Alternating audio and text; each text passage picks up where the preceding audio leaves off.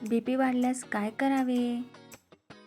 उच्च रक्तदाब हा अनेकदा कोणतीही लक्षणे न दाखवता वाढू शकतो. त्यामुळे नियमित बीपी तपासणे महत्त्वाचे आहे.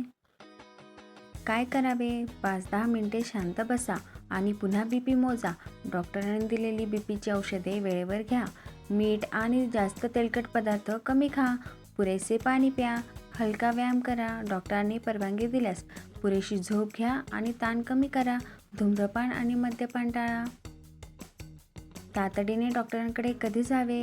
बीपी 180/120 mmHg किंवा त्याहून जास्त असेल, तीव्र डोकेदुखी, छातीत दुखणे, श्वास घेण्यास त्रास, हातपाय सुन्न होणे, बोलण्यात अडचण किंवा दृष्टी धूसर होणे.